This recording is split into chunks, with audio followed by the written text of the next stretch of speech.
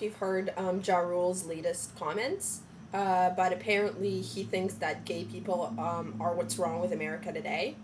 And it's so funny because Ja Rule looks like the inside of an asshole, and gay people love the insides of assholes. So I would think that Ja Rule and gay people would have so much in common.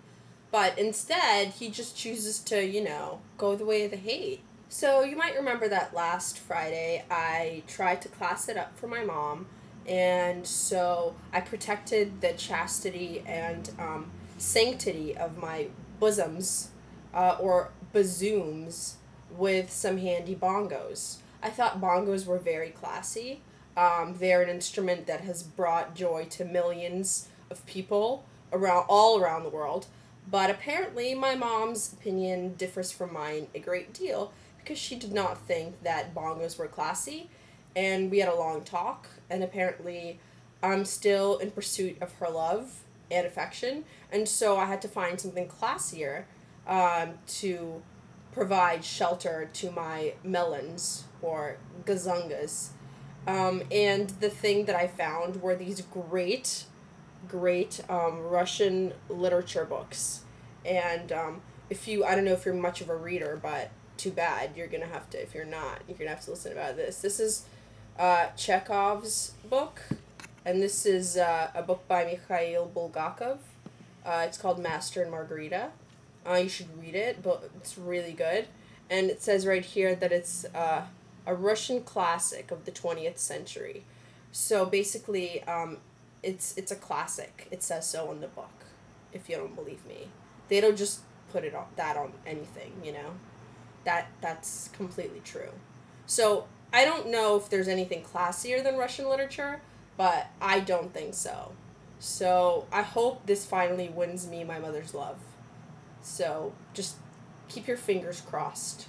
So I used to be on MySpace, but ever since I've switched to Facebook, it's just totally changed my view on the whole MySpace Facebook thing, Because now it's like, Facebook is like this girl that I started dating who was like smart and like quirky and, likes beer and indie rock. And suddenly I look at like MySpace and I'm like, I can't believe I was dating you, Now without the beer goggles, you're like not even that cute, and I bet you have syphilis.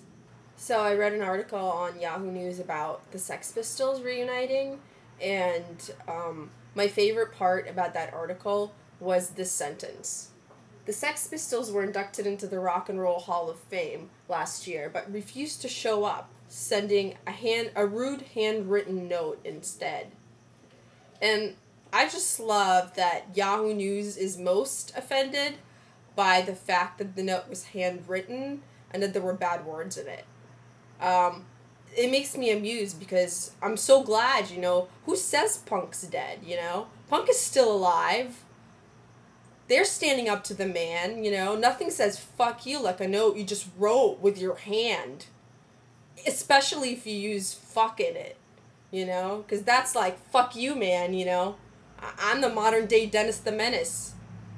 Eat my shorts. So I got a comment from the guy who thinks he's my foot fetishist, and to him I just want to say, no, surprisingly, you are not the foot fetishist. So I guess there are two of you, which is remarkable and interesting. And in honor of there being two of you, I decided to give you a special Friday treat because I know you don't give a shit about me being topless. So I'm giving you something real steamy, which is that I painted my toenails red, and now they look like whores. Would you like to see? This is going to be a little awkward, but yeah, I think you can tell. Pretty whorish, right? You know what movie I think they should make next? I think it should be a movie featuring things that we used to hear about all the time, but now we just don't anymore. And so I propose a movie where people ride around on Segways and there's a huge Sudoku tournament, and it's starring Jimmy Fallon. There's a headline on Yahoo News today, and it's called Robo Revolution.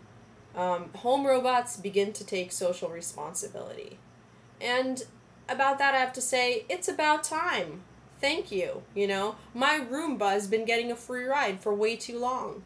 It's time to step up to the plate, My Roomba has not been doing anything to help the current world situation.